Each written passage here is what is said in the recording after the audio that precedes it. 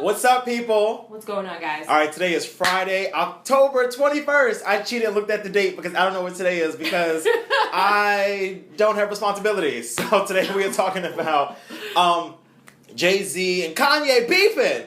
Kanye then got on stage and exposed all the families. I was going to say, because Kanye's definitely the one beefing. Well, per usual, though. I've heard that Jay's camp has spoke out, so we'll talk. And we're also going to be talking about Deborah Danner, a 66-year-old woman in the Bronx got shot by a police officer, a sergeant at that. Just another day for black people in America. And last but not least, it's homecoming weekend at Howard. So, you know, HU, the real HU in this bitch. But guess who goes to a community school? Us. We do. But still. Yeah, so homecoming is more than just a party, right? It's more than a party in a football game. So Howard's very close to me. I'll tell you the story. But let's do this. It's still diverted. All right, so let's jump right into this. No time to waste. So Kanye West and Jay-Z. So Kanye West was on stage in Seattle on his The Life of Pablo tour. And one thing that Kanye's really been doing throughout this whole show is like really like ranting. Like every show is like a rant or like a, y'all bitches is pissing me off type of thing. But everybody that discusses the tour say it's an experience. Yes. Between his fashion show yeah. and his concert, it's an experience. I don't know what the hell kind of experience you guys are getting. It must be like hypnitizing to watch somebody over your head for like 2 hours. Above you and shit. But I don't like people over top of me. Even in restaurants, I'm like, can you not stand right there? Or even like on the MTA, sis, you can sit. No, there's room. I was on the train yesterday. What? And it was these two girls, and you could tell they were transplants from some other fucking they were like some Midwestern state, but they were annoying as fuck and didn't know the rhythm of the city. And I'm like, they're standing on the train, but like if you're not from New York or like a metro city, then let's school you real quick. So if you get on the train and it's empty, the first of all, prime standing room is against the door. Everybody wants the door because it's just the best place to be, especially if you know your stops and you know the stops on this door open up 8 stops in a row and this side only open up. You know your shit. These girls get on the train. It's like 2 PM. It's dead empty, and they stand like above like this guy, but like there's like plenty of standing room like away from other people. Oh, no. And the guy looked up like, "Bitch, can you move?" But he didn't say that because he's a nice gentleman. Oh, okay. But you know the face. Like, his face said it all. And I was just like... Did they move? They were just annoying as shit. No, they didn't move. Anyway, that's not what we're talking about. All right, so back to Kanye West. Yeah. All right, so Kanye West was on stage in Seattle, and he spoke out about some... You want a pen? No, my eye. I feel like something's in my eye. I see me. I see your beauty. So Kanye's on stage, and he pretty much airs out some shit that's going on between him and Jay-Z. So apparently he was... doing a line off his song. What's the song? Pop Style. So it's Pop Style, this song that he has with Drake. I've never heard it before, but apparently... Did you listen to the album? Life of Pablo? Mm-hmm. No, I listened to Ultralight Beam because I heard it was good, and I was like, basically, right? But yeah, so I'm so distracted. Yeah. I'm still thinking about that girl in the MTA. She was so fucking annoying. Like, she was so annoying. All right, so anyway, pretty much Jay-Z was also supposed to be on the song Pop Style. Jay-Z decided not to do the song because of two different reasons.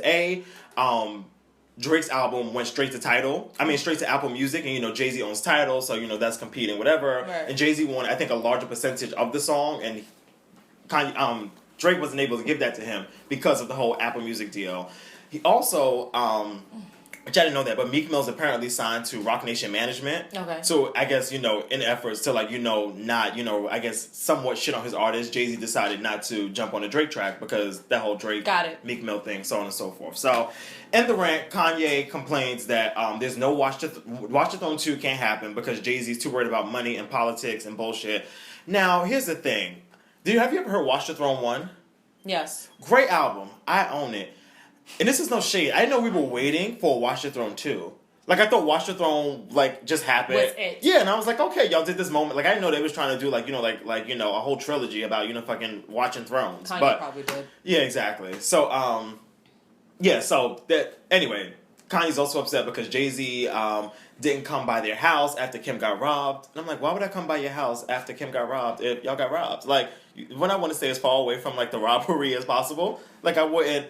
Yeah, he's upset because it felt very, childish, but he's also upset because this feels like a Kanye rant because he just rants, so I can't even tell. It's in a succinct way, but he was also upset because apparently North Saint and Blue have never played together, or they don't play together, right? Or which is kind of odd though. Like for them to seem as cool as they seem, like that'd be like our kids never playing together. But once I have a kid, he's not playing with your kid because he's gonna be grown as fuck. No, because your kid is an animal, breaking up stuff, punching people. I see what they say at the daycare when I pick them up.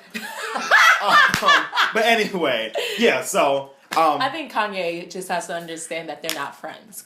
But I think they are friends, Jay-Z though. didn't even come to your wedding. Like, you guys are not friends. You guys are business partners. Shit. You guys He didn't come to the wedding. Ever since then, I just be like, okay, so you guys are not friends. I get that. So why do you still ask of him? So why do you still have high expectations for somebody who clearly just wants to do business? Jay-Z... Before this game, he was a gangster, you understand? Where he was selling rock type shit. Like, then he got into this business, called it rock, and then still became who he is, but to another level. The Jigger Man. He's still, head honcho. He's still a businessman. He's still trying to get money. He could be a fucking trillionaire, but that doesn't change the fact that he still wants paper in his pocket no matter how he gets it. They're not friends. Right. I don't even know Jay-Z of having friends. So I'm about to get to that point real quick. So apparently now this is from a source from Page 6. So Jay's take on it, the source says, the reality is that Jay doesn't want much to do with Kanye.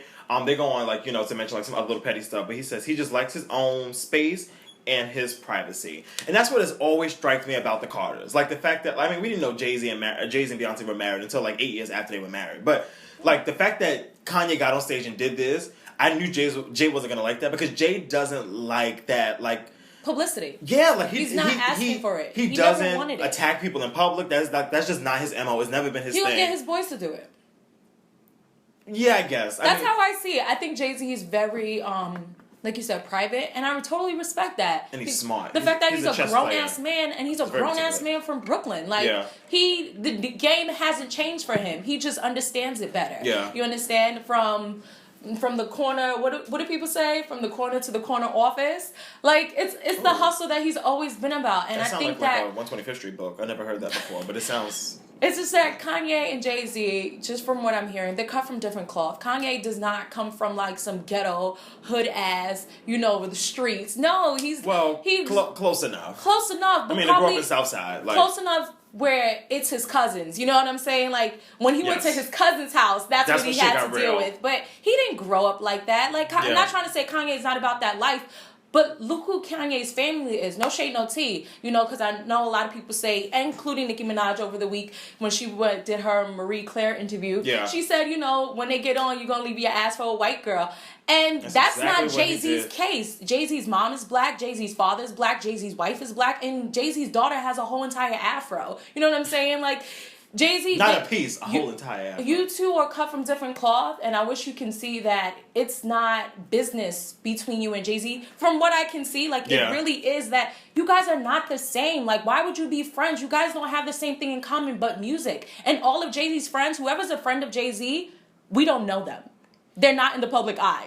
Except TT, but we only know, or Tata, whatever his name is. Right. But we barely, say what's up to Tata. We barely know Tata. Yeah, we barely know Tata. Just from pictures. Who is this guy that looks like Jay-Z and Russell Simmons, sitting behind him? We don't even know, and the only reason why I know what Jay-Z's mother looks like is because Beyonce was kissing her when they were at the party for Miss Knowles' husband, where they were they were probably, I think, the bridal shower, not the bridal shower, but the after party at the reception. Boom. Yeah. So, Kanye, brother, I think you really need to stop getting into your feelings so much and really think who is down for you, why are they down for you, and if you guys are even here on the same level for each other. You know what I'm saying? Do you guys have chemistry as much as you guys try to put it out there, or you try to was it all in your head, brother? It kind of sucks though, because I really did think they were friends, which has nothing to do with them. But for me, I was just I really always thought they were really cool, but. I mean, hey, it is what it is. And he's a Sag. Let it go. Yeah. Moving on, though. Okay, so 66-year-old woman, Deborah Danner, she was a mentally ill woman in the Bronx who lived on the 7th floor, and she was wilding out, and somebody said that she was acting irrationally, and her neighbor had called 911. So they got a sergeant came, and he had told her to put the knife down because originally she had a knife in her hand. I think she put it down, or maybe she still had it in her hand, but she picked up a baseball bat and started to charge at him. And the officer, Sergeant Q. Barry, he decided to shoot her twice in her torso, and before she could get to Jacoby Medical Center, she died. She was pronounced dead. I've always wanted to say that, but I didn't even put that right. Anyway, so it's just fucked up because, again, somebody unarmed with a gun has been killed, and I understand that, she was charging at him with the baseball bat. There still should be some sort of training, and the fact that he's a sergeant just shows, like, he's been in the game for 8 years. Like, he should know how to handle people like this, especially in New York City, where I think there's over 1,200,000 cases of mentally ill people coming in contact with police officers. So there are specially trained people in the NYPD who can come for these calls and make sure that they're taking these people out of their homes without killing them. 66 years old, 1, black woman, 2, it's not as if she lived with anybody, from what I know. Like, it's just like every time I feel like we have a new fire in me where I'm just like, what the entire fuck is wrong with you, dude? Yeah. And for anybody who says that, there's this professor, Eugene O'Donnell from John Jay Criminal Justice College. He says that, this has been legally justified. People don't understand a bat can kill you, a bat can this, a bat can that. Your occupation is a police officer, and not to say that you put your life on the line, because clearly you don't, because you use your gun however you want to, even with mentally ill people. Like, this is not legally justified, and you over here, professor, teaching kids at John Jay. Like, is this what you're saying to your students? That if the mentally ill person has a baseball bat in their hand and they're charging at you, the only thing that you can do is is kill them? Considering that the man had a taser on him, it's not as if he couldn't use that, you know what I'm saying, just to at least put her down. But even that is crazy. You can't take control of a 66-year-old woman. I don't even want legal training from you police officers. I want you to know how to fight. I want you to know how to put your hands up. I really want you to know how to, you know what I'm saying? Because this shit don't make sense any longer. Like, there's no reason why you can't take a baseball bat out of a 66-year-old woman's hand. That was very high to you. What? Throw the hands, nigga, because you're taking me time right now. I'm like, I don't know about that. I mean, there's just so many different facets to this story. Mayor de Blasio says deadly force should only be used in dire situations. And this was not a dire situation. And being that, even according to CNN, they had said that the officers who respond to these calls usually are not even specially trained for these kind of situations. So these predicaments are being handled by people who are not properly prepared for. Loco! Like, what's the point, brother? And then we know you're not gonna get off because you're a whole entire sergeant. You've been in this game for a pretty long time. Like, it just sucks. It just sucks. And I know whoever the neighbor is, she feeling like shit. Or he's feeling like shit for even calling the cops and getting this woman killed. Yeah. Now she's all around your house, hunted and shit. Halloween is coming up. Hunted and shit. Who you think is gonna be spooking, sis? All on your neighbors, all in your mirror when you get out the shower, when it get all foggy, you get the. Let's move on. It's getting me upset. 66 years old, man. Maybe a pop a cap in your ass and shit. I don't do these stories anymore. Not that I don't care, but I can't do them. All right, so let's lighten this up. So this weekend is Howard's homecoming. The real HUs. First of all, really quickly. So I need to go to Howard homecoming one day, but as a true black person? No, not even a black person. Because I've been to Howard's homecoming before. Because I was in a marching band, so we would go march in a parade. But drumline. No, but I always knew I was like you know how even as a I don't want to say a minor, but even like when you're younger, because when I was in band, I was not even old enough to be anywhere near a club, but you could just get a vibe from a place where you're like, this place is dope as shit. Like, this is gonna be a fun ass fucking weekend. Like, we get back on this bus to go to New York, y'all niggas about to have a good time. I can tell. Yeah, so I always want to go back, but you have to go. The thing about homecoming in general, but especially Howard's homecoming, you gotta go with somebody that is either very familiar with the city that the school is in, I do know DC pretty well, but I'm not even good enough. Like you have to like live in DC or like or have gone to Howard. Okay, cool. So it's just like I never get when people like go to like homecomings that not even that didn't go to the school, but like that don't know anybody that went to the school or don't know the area. Like, cause that's like you coming to New York and being like, oh, well, there's no popping like schools in New York. Like nobody wants to go to like NYU's homecoming, but you know, like, but like you know. And I feel like homecomings are really only like dope at like black HBCUs. No, they are. Like I mean, the whole swagging. I know, like you know, probably like you know, like I don't know, shit. whatever. Name like a white school. Like I'm pretty sure like Princeton has like a homecoming, but nobody gives a fuck about. The Princeton homecoming. Yeah, like I who mean, cares? Probably really expensive, but nobody gives a fuck. Because as black people, we lie. We lit. But I think that everybody who is black and beautiful and just want to get an experience of more solidarity. And you're all beautiful. That was problematic. Yeah. You all only the cute bitches can come out. Oh, yeah. Ugly bitches gotta stay home because we don't see our face. Like, what?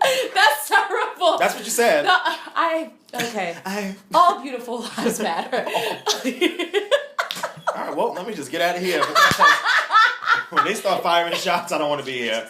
Oh my God. So really quickly, just like to throw it in. So why am I sitting in my... This show's going to be titled ADD. Yeah, my PR class, excuse me. My PR class, the professor goes, look, guys, you got to understand that, and no, not PR, advertising. Wait, who do you have? Sorry, we go to the same school. We can't do that. Are you serious? Oh my God, I got. Oh, okay. So he goes, you know, guys, like your lives matter. You got to watch the debate. You know, everybody's life. You got to watch the debate. I was like. You almost got fucked up in this classroom today.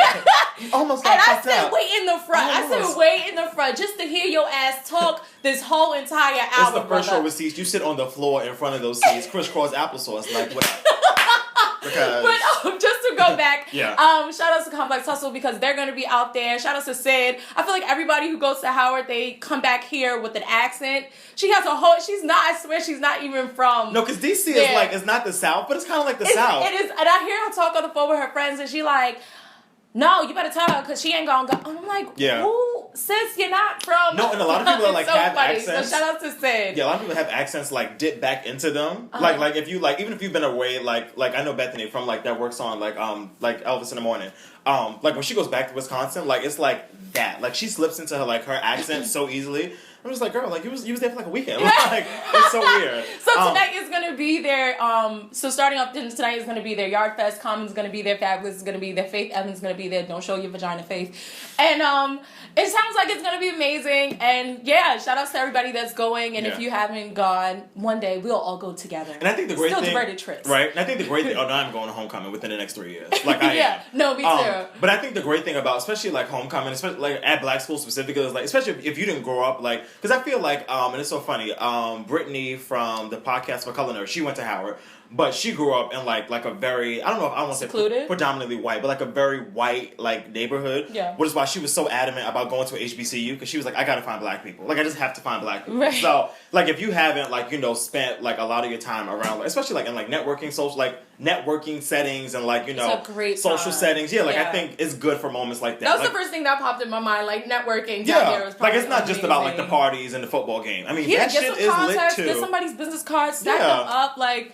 you know, build yourself. I think it's a great way to brand yourself as well if you want to get your name out there in terms of entertainment. It might be hard to push through because, you know, some people be drunk for a whole 48 hours of the weekend. But listen, do what you got to do. Make it work. Because everybody goes out there. The old heads, new heads, everybody. Your grandmother, mother, everybody's going out there. Yeah, no, it's a good time. It's always fun. Shout outs to you guys. Yep.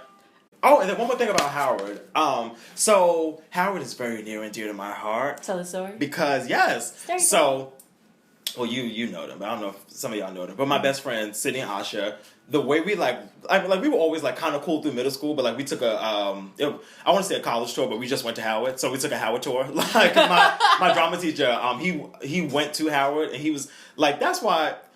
If you know, when you graduate and you go back and you give back, you got to bring the bag. Yeah, and like that's why we like he had us on like, I mean, we've always been like, you know, like pretty like, you know, Black Lives Matter type shit before, you know, it was Black Lives Matter. But like we was like in like 6th grade, like a classroom talking about, you know, shit is fucked up out here. And you get into this industry and you're gonna see. I remember Dreamgirls came. This is so random. Dreamgirls came out, right? So he's like a really big Diana Ross fan. So your drama teacher. Yeah. So obviously connecting Diana Ross, Dreamgirls, it's all one story. So he was like, and I went to the screening and it was really great. And, we were up there and we were doing great work, talking about like the people in the movie, like, because we hadn't seen it yet. So it was like beautiful representation of like Black beauty.